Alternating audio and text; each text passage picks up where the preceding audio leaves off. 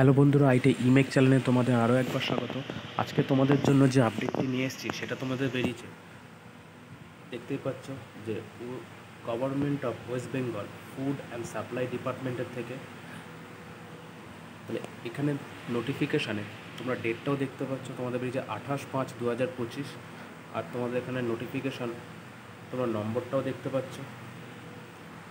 আর বন্ধুরা, যদি আমার ভিডিও তোমাদের ভালো লাগে তাহলে অতি অবশ্যই সাবস্ক্রাইব করো, লাইক করো আর বন্ধুদের সাথে শেয়ার করো। আর যদি আরও এরকম জবের নোটিফিকেশান পেতে চাও তাহলে ডিসক্রিপশনে টেলিগ্রাম লিঙ্ক আছে, তোমরা সেখানে জয়েন হয়ে তোমরা ডেলি জবের আপডেট পেয়ে থাকবে। তাহলে চলো দেখে নেওয়া যাক নোটিফিকেশানে কী বলা আছে। তাহলে এখানে যে তোমাদের পজিশনটা আছে বা পোস্ট আছে সেটা তোমাদের নেওয়া হচ্ছে প্রজেক্ট ম্যানেজার পদের জন্য তোমাদের নিয়োগ করা হচ্ছে। এই প্রজেক্ট ম্যানেজারের জন্য তোমাদের দেখতেই পাচ্ছ এখানে তোমাদের এডুকেশান যে কোয়ালিফিকেশান তোমরা দেখতে পাচ্ছ, তোমাদের ফার্স্ট ক্লাস বিএ লাগবে, বিটেক লাগবে, এমএসসি আইটি বা কম্পিউটার সায়েন্স তোমাদের থাকতে হবে ফার্স্ট ক্লাস, তবেই তোমরা অ্যাপ্লাই করতে পারবে। আর এখানে তোমাদের পার্মানেন্ট স্যালারি দেখতে পাচ্ছ, প্রায় 1.5 লাখ তোমাদের পার্মানেন্ট স্যালারি তোমাদের দেওয়া হবে। আর এক্সপিরিয়েন্স তোমাদের মিনিমাম 8 বছরের এক্সপিরিয়েন্স থাকতে হবে তোমার সফটওয়্যার ডেভেলপমেন্ট, মাইক্রোসফট প্ল্যাটফর্ম প্রজেক্টে বা টেকনিক্যাল টার্ম বা 3 ইয়ার তোমার থাকতে হবে এক্সপিরিয়েন্স, তবেই তোমরা অ্যাপ্লাই করতে পারবে। তারপর দেখো তোমাদেরকে লেখা আছে জব রোল, তোমাদের কী বিষয়ে কাজ করতে হবে। দেখো প্রজেক্ট ম্যানেজার রিকোয়ারি প্ল্যানিং, তোমাদের প্রজেক্টে বিভিন্ন ধরনের যে প্ল্যানিং আছে সেগুলো ট্যাকেল করার মতো তোমাদের সেই ক্ষমতা বা অ্যাবিলিটি থাকতে হবে, তবেই তোমরা অ্যাপ্লাই করতে পারবে। তারপর তোমরা দেখতে পাচ্ছ যে ডেপুটি প্রজেক্ট ম্যানেজার পদের জন্য তোমাদের সেম কোয়ালিফিকেশান তোমরা দেখতে পাচ্ছ, এখানে ফার্স্ট ক্লাস বিটেক লাগবে, আইটি লাগবে, কম্পিউটার সায়েন্স, তবেই তোমরা অ্যাপ্লাই করতে পারবে। এখানেও তোমাদের স্যালারি তোমরা দেখতে পাচ্ছ প্রায় 1 লাখ পার মান্থ তোমাদের স্যালারি দেওয়া হবে। তাহলে যারা তোমরা বিএ বিটেক স্টুডেন্ট আছে তোমরা এখানে অ্যাপ্লাই করতে পারবে, তোমাদের জন্য ভালো একটা জবের আপডেট আছে। আর এখানেও তোমাদের এক্সপিরিয়েন্স লাগবে, এরপর তোমাদের দেখতে পাচ্ছ। তারপরে তোমাদের তারপরে যে পোস্টটি আছে তোমাদের সিনিয়র সফটওয়্যার ডেভেলপমেন্ট পদের জন্য তোমাদের তোমাদের ফার্স্ট ক্লাস বিটেক লাগবে, কম্পিউটার সায়েন্স বা ফার্স্ট ক্লাস। এখানেও তোমাদের স্যালারি প্রায় তোমাদের 75,000 পার মান্থ তোমাদের স্যালারি দেওয়া হবে। আর রিকোয়ার এক্সপিরিয়েন্স তোমাদের 5 বছরের এক্সপিরিয়েন্স থাকতে হবে সফটওয়্যার ডেভেলপমেন্ট, যে কোনো গভর্নমেন্ট সেক্টর থেকে, তবেই তোমরা অ্যাপ্লাই করতে পারবে।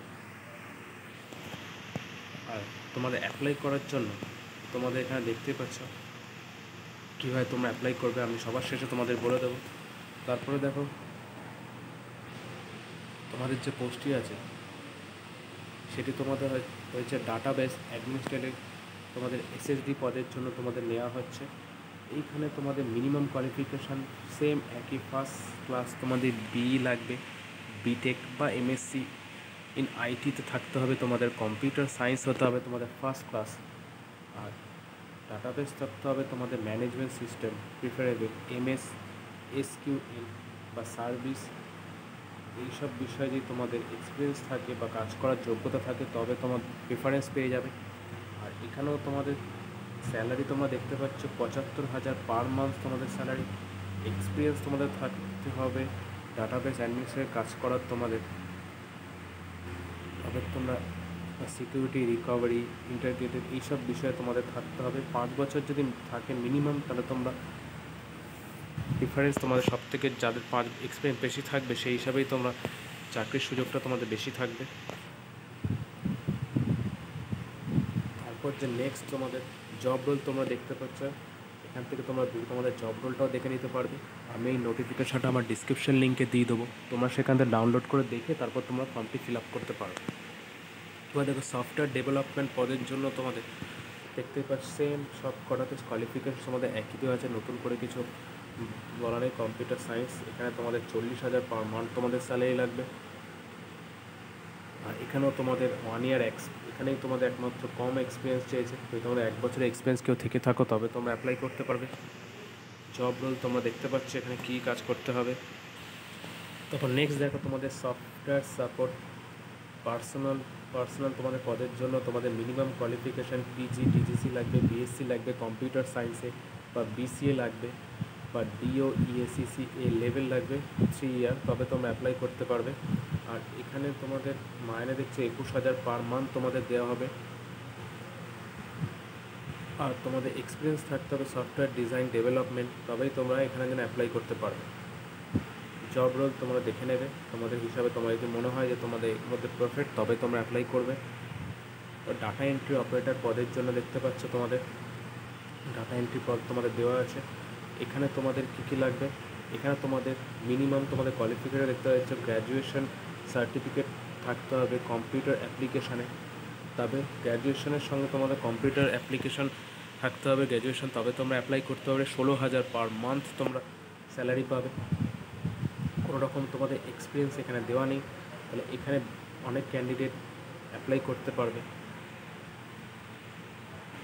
এবার দেখতে পাচ্ছ তোমাদের যে অ্যাপ্লিকেশানটা করবে, তোমরা অনলাইন অ্যাপ্লিকেশান তোমাদের করতে হবে। কোন সাইটে দেখো লেখা আছে food.wb.gov.in এ, তোমাদের এই সাইটে গিয়ে তোমরা অনলাইন অ্যাপ্লিকেশান তোমরা করতে পারবে। তো দেখতেই পাচ্ছ তোমাদের যে ফর্ম ফিল আপ করবে, তোমাদের এডুকেশান কোয়ালিফিকেশান হিসাবে তোমাদের বিভিন্ন মার্কস দেয়, যেমন secondary examination 10, high secondary 20 mark, essential technical qualification BTech থাকলে তোমাদের 20%।